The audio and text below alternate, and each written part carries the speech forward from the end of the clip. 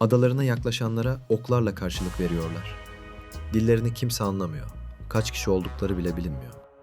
2004 yılındaki tsunami'den sonra onları kontrol etmeye gelen helikoptere ok attılar. 2018 yılında adaya gizlice giren Amerikalı bir misyoner öldürüldü. 2025 yılında kıyıya çıkan başka bir Amerikalı ise geri döndüğünde tutuklandı. Çünkü buraya yaklaşmak yasak. Dışarıdan taşınacak tek bir hastalık bu topluluğun tamamını yok edebilir. Burası dış dünyanın girmesinin yasak olduğu yer. Kuzey Sentinel Adası. Bengal Körfezi'nin ortasındaki Kuzey Sentinel, Hindistan'a bağlı Andaman ve Nikobar adalarının en erişilmez noktalarından biri. Yaklaşık 60 kilometrekarelik ada, sık ormanlar, beyaz kumsallar ve çevresini kuşatan mercan resifleriyle kaplı. Bu resifler, büyük teknelerin kıyıya yanaşmasını zorlaştırıyor. Adada güvenli bir liman da bulunmuyor. Bugün adanın tamamı ve kıyısından itibaren 5 kilometrelik deniz alanı koruma bölgesi sayılıyor. Yetkililerin uyguladığı politika çok açık. Uzaktan izle. Ama temas kurma. Fakat bu korunan adada yaşayan insanların kendilerine ve yurtlarına hangi adı verdiğini bilmiyoruz. Kaç kişi oldukları da kesin değil. Uzaktan yapılan sayımlar yalnızca yaklaşık rakamlar verebiliyor. Dilleri kaydedilemedi. Hatta komşu Andaman halklarından adaya götürülen kişiler bile söylediklerini anlayamadı.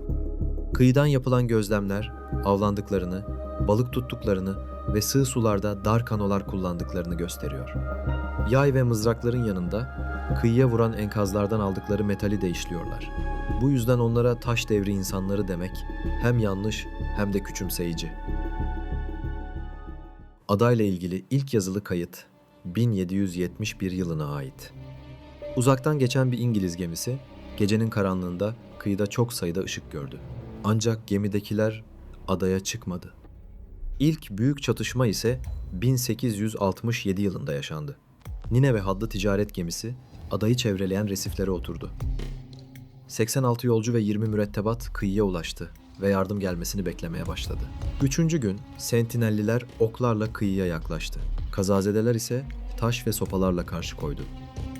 Sonunda İngiliz donanması 106 kişiyi kurtardı. Fakat geride kalan gemi enkazı adalıların daha sonra kullanacağı önemli bir metal kaynağına dönüştü. Daha karanlık bir olay ise 1880 yılında yaşandı. İngiliz subayı Maurice Vidal Portman silahlı bir ekiple Kuzey Sentinel Adası'na çıktı. Sentinelliler yabancıları gördüklerinde ormanın içine çekildi. Portman'ın adamları günlerce patikaları, kıyıları ve terk edilmiş barınakları aradı. Sonunda yaşlı bir çift ile 4 çocuğu buldular ve 6'sını da zorla Port Blair'e götürdüler. Dış dünyadaki hastalıklara karşı savunmasız olan yaşlı çift kısa süre içinde hastalanarak öldü. Çocuklar da hastalanınca hediyelerle birlikte yeniden adaya bırakıldı. Çocukların yanlarında hangi mikropları götürdüğü ve bunun adada nasıl bir sonuç doğurduğu bilinmiyor. Fakat Portman, bu baskınların sentinellilerin yabancılara karşı duyduğu korkuyu ve düşmanlığı artırdığını daha sonra kendisi de kabul etti. Hindistan bağımsızlığını kazandıktan sonra adaya yaklaşma yöntemi değişti. Silahlı baskınların yerini kıyıya hediye bırakılan temas seferleri aldı. Ekipler yanlarında Hindistan cevizi, muz, demir parçaları ve basit aletler getiriyordu. Fakat bırakılan her hediye kabul edilmedi. Bir seferde götürülen domuz ile oyuncak bebeğin mızraklanarak kuma gömüldüğü kaydedildi. Bazı günler sentinelliler hediyeleri topluyordu.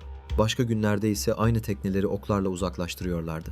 Yıllar süren bu denemeler dış dünyaya tek bir şeyi gösterdi. Bir hediyeyi almak, yabancılara adaya girme izni vermek değildi. Ocak 1991'de temas ekibi adanın güney kıyısına yeniden Hindistan cevizi götürdü. Fakat bu kez alışılmadık bir şey yaşandı. Bazı sentinelliler silah taşımadan suya girdi ve tekneye kadar yaklaştı. Hindistan cevizleri ilk kez uzaktan denize atılmadı. Doğrudan elden ele verildi. Ekipte daha önce başka Andaman topluluklarıyla çalışan antropolog Chattopadhyay da bulunuyordu. Bu an dış dünyayla kurulan en sakin temaslardan biri olarak kayıtlara geçti. Ancak yaşananlar sentinellilerin dış dünyaya katılmak istediği anlamına gelmiyordu. Sonraki ziyaretlerde uyarılar ve oklar yeniden ortaya çıktı. Yani 1991'de yaşanan şey bir teslimiyet değildi. Yalnızca birkaç dakikalık kontrollü bir yakınlaşmaydı. 1991'deki sakin temas dışarıdan bakıldığında başarılı gibi görünüyordu. Fakat Sentinelliler daha fazla ziyaret için açık bir izin vermemişti. Hindistan cevizlerini almaları, teknelerin kıyıya istediği zaman yaklaşabileceği anlamına gelmiyordu. Üstelik dışarıdan gelen tek bir insan farkında bile olmadan adaya tehlikeli mikroplar taşıyabilirdi. Bizim için sıradan olan grip ya da kızamık bu kadar küçük ve izole bir toplulukta ölümcül bir salgına dönüşebilirdi. Bu nedenle Hindistan 1990'lı yılların ortasında düzenli temas seferlerini durdurdu. Yeni politika basitti. Gözün adanın üzerinde olsun ama elin adaya değmesin. Artık amaç Sentinellileri değiştirmek değildi. Amaç onların istemediği bir temasın gerçekleşmesini engellemekti. 26 Aralık 2004'te Hint Okyanusu'nun altında meydana gelen dev deprem, modern tarihin en yıkıcı tsunamilerinden birini başlattı. Dalgalar çevredeki ülkeleri ve Andaman adalarını vurdu. Yüz binlerce insan hayatını kaybetti. Kuzey Sentinel de felaketin etkilediği bölgenin içindeydi. Günler boyunca adada yaşayanların hayatta kalıp kalmadığı bilinmiyordu. Depremden 3 gün sonra Hindistan sahil güvenliğine ait bir helikopter adayı kontrol etmeye gitti. Helikopter kıyıya yaklaştığında ormandan çıkan bir Sentinelli elindeki yayı kaldırdı ve helikoptere doğru bir ok fırlattı. Bu görüntü dünyaya açık bir mesaj verdi. Sentinelliler hayattaydı ve hala kimsenin yaklaşmasını istemiyorlardı. Tsunami'yi nasıl fark ettikleri ya da nereye sığındıkları kesin olarak bilinmiyor. Deprem adanın bazı bölümlerini yükseltmiş, deniz tabanındaki mercanları açığa çıkarmıştı. Fakat Sentinelliler dışarıdan herhangi bir yardım almadan felaketi atlatmıştı. Tsunami'den yalnızca 2 yıl sonra Kuzey Sentinel kıyılarında yeni bir ölüm yaşandı.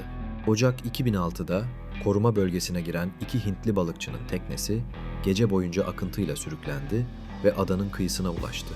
Sentinelliler 2 balıkçıyı mızraklarla öldürdü. Olayın tam olarak nasıl gerçekleştiği ise hiçbir zaman öğrenilemedi. Cesetleri almak için gelen helikopter de oklarla uzaklaştırıldı. Kurtarma girişimi durduruldu ve balıkçıların bedenleri adada kaldı. 12 yıl sonra bu kez John Allen Chow adlı 26 yaşındaki Amerikalı bir misyoner adaya ulaşmaya çalıştı. Amacı Sentinellilere Hristiyanlığı anlatmaktı.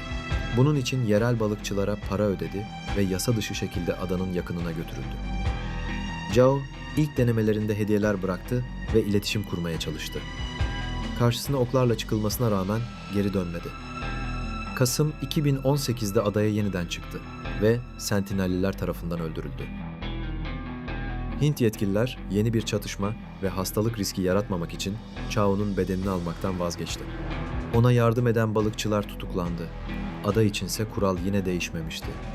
Yaklaşma. John Allen Chow'un ölümü bile macera peşindeki herkesi durdurmaya yetmedi. 29 Mart 2025'te Amerikalı içerik üreticisi Mihailo Polyakov küçük bir botla Kuzey Sentinel'e doğru yola çıktı. Yönünü uydu navigasyonuyla buldu. Adaya ulaştığında bir süre açıkta bekledi ve Sentinellilerin dikkatini çekmek için düdük çaldı. Fakat kıyıda hiç kimse görünmedi. Polyakov daha sonra botundan indi ve yasaklı kumsala çıktı. Yanında getirdiği bir kutu diyet kolayla Hindistan cevizini sahile bıraktı. Adada yaklaşık 5 dakika kaldı. Bu sırada kumsaldan kum örnekleri aldı ve yaptıklarını aksiyon kamerasıyla kaydetti. Hiçbir Sentinelli yanına gelmedi. Polyakov daha sonra botuna binerek adadan ayrıldı. Fakat kıyıya geri döndüğünde bölgedeki balıkçılar tarafından yetkililere bildirildi. 2 gün sonra tutuklandı ve kamerasına el konuldu. Onun için bu, çekilecek ilginç bir videoydu. Fakat taşıdığı tek bir mikrop, görüntülemeye çalıştığı topluluğun tamamını tehlikeye atabilirdi. Kuzey Sentinel'in korunması yalnızca sözlü bir uyarıya dayanmıyor. 1956 tarihli düzenlemelerle ada, koruma altındaki yerli halk bölgesi ilan edildi. Adanın tamamı ve kıyısından itibaren 5 kilometrelik deniz alanı bu korumanın içinde bulunuyor. Özel izin olmadan adaya yaklaşmak, kıyıya çıkmak, Sentinellilerle temas kurmak ya da onları görüntülemek yasak. Bu kuralları ihlal eden kişiler tutuklanma ve yargılanma riskiyle karşı karşıya kalıyor. Bölge, Hindistan'ın sahil güvenlik birimleri ve deniz devriyeleri tarafından uzaktan izleniyor. Ancak görevliler acil bir durum olmadığı sürece adaya çıkmıyor ve sentinellilerle doğrudan temas kurmuyor. Uygulanan yöntem uzaktan izle ve müdahale etme politikası olarak biliniyor. Çünkü korunması gereken yalnızca onların yaşam biçimi değil, dışarıdan taşınabilecek hastalıklara karşı sağlıkları ve kendi geleceklerine karar verme hakları da korunuyor. Yani adanın çevresindeki yasak, sentinellileri içeride tutmak için değil, bizim içeri girmemizi engellemek için var. Yaklaşık 250 yıllık kayıtlarda değişmeyen bir şey var. Dışarıdan gelenler Kuzey Sentinel'e farklı nedenlerle yaklaşmaya devam etti. Bazıları imparatorluk adına geldi. Bazıları meraktan, bazıları din adına, bazıları ise yalnızca görüntü çekmek için. Sentinelliler ise bu girişimlere çoğu zaman oklarla karşılık verdi. Tekneleri ve helikopterleri uzaklaştırdılar. Sınırlarını aşan bazı insanları öldürdüler. Bu gerçeği yumuşatamayız. Fakat bu şiddet hiçbir geçmişi olmayan boş bir adada ortaya çıkmadı. Kaçırılmalar, zorla yapılan temaslar, kıyıya çıkan yabancılar ve ölümcül hastalık ihtimali onların dış dünya ile ilgili bildiği hikayenin önemli bir bölümünü oluşturdu.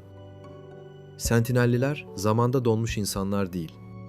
Gemi enkazlarından aldıkları metalleri işliyor, kanolar yapıyor, avlanıyor ve değişen kıyı şartlarına uyum sağlıyorlar. Sadece nasıl yaşayacaklarına kendileri karar vermek istiyorlar. Onların gelecekte dış dünyayla temas kurup kurmayacağını kimse bilmiyor. Fakat bugün için hayatta kalmalarını sağlayacak en güçlü koruma, kıyılarına yaklaşmamak ve çevrelerindeki yasak suları korumak. Belki de Kuzey Sentinel'in asıl gizemi adada ne saklandığı değil. Bizim kendisiyle tanışmak istemeyen bir toplumu neden rahat bırakamadığımızdır. İzlediğiniz için teşekkürler. Abone olmayı ve beğenmeyi unutmayın. Bir sonraki videomda görüşmek üzere.